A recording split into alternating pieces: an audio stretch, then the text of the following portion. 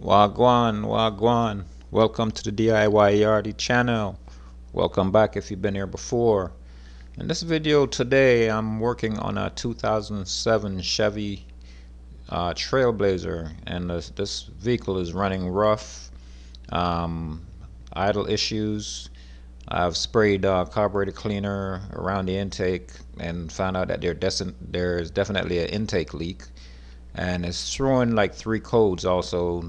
The codes that it's throwing, it's P0171, which is the too much air coming into the intake, or what is called a lean condition. It's also showing the 300, which is a misfire, which can be caused by a serious air leak, also air or vacuum leak, and the P0160, which is the manifold absolute pressure. Okay, all three of these codes can be caused by a serious air leak. Okay, so I've pretty much determined it's my intake gasket that needs to be changed. So the tools needed for this job is a screwdriver, some pliers.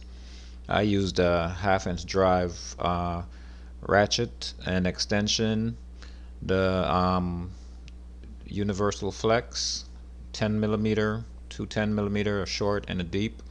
This is my 3/8 drive extensions, 3/8 ratchet, and this is called a quick release fuel line tool. Alright, and also my new gaskets for my intake.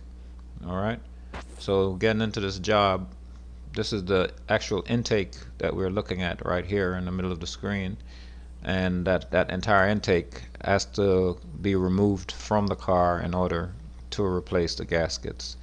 Alright, so I'm going to show you the process in which I went ahead to get this out of the car.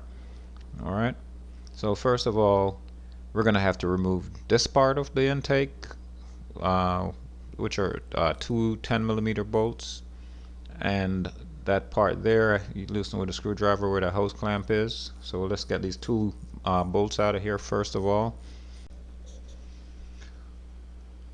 Also, once we get okay, that clamp has to be loosened also. That's a clamp that's connecting that part of the intake to the throttle body. Okay, so got that loose, you pull that off of there, you get these 10mm out of there, and right under this box there's also a hose connecting to the top of the valve cover that have to be pulled when you're lifting this box off also. Alright, so once we get the screw out of here, we can just lift up on this box. There's some pretty long screws, but okay, so pull that off from there, separate it from the throttle body. And also there's this electrical, it's like a clip that's holding that electrical wire on there. Okay, so work that clip loose and you lift up.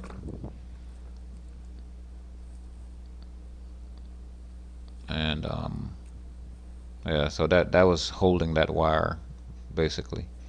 Alright, so next thing is this clip. It's like a safety feature here, so you have to push in and push back on that gray clip. It's kind of like a locking feature. Alright, so once you push back on that, you can then push the center. In the center of that, you push and pull back, push in the center and pull back on that, and it'll unplug. Yeah. Alright, get that off of there.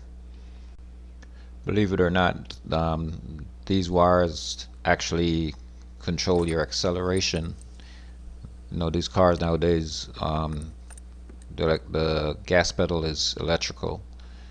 Okay, so next thing you want to do is you get your pliers and you collapse that clamp and get that hose off of there. Alright, tuck that out of the way, and after that we get to these bolts that's holding that computer in place, which is 10 millimeter also. Alright, so get those loose. And the good thing about this job is all the bolts are 10 millimeter, so it makes it pretty easy. You don't have to have a bunch of sockets and bunch of different sockets and going back and forth between sockets. Right, so the good that's one good thing about this job. And also I have, like I said, I have the 3/8 10 millimeter, and I have a 1/4 inch drive 10 millimeter, because in some of these spaces where the manifold bolts are, they're pretty tight. You're gonna need a small size socket that can get up in some of these crevices. Alright, so there are actually 10 bolts that hold this manifold onto the engine block. Alright, so okay, we get the computer loose, and I'm going to let it hang down, try to get it down as low as possible out of my way. So there are these little clamps that's holding it, so I'll release those so I can get some more clearance. Alright, once you get those clamps loose, you can just put that down to the lowest part of the engine bay as you can get it.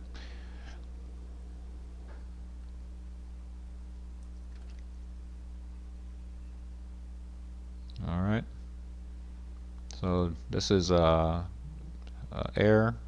vacuum hose. So you just push down on that little clip and pull back. This little clip right here, you just push down on it. Push down, release, and then you pull back. Alright, and you just put it back on the same way. Alright, so next thing we're going to get is, okay, see the computer, I got it down as far as I could get it out of my way. So now we're going to have to remove that fuel line and that bracket. Well, there's actually a 10 millimeter bolt up under that under that bracket that I'm going to have to get to. Alright, so once I get that pulled, then okay, that comes out of there like that.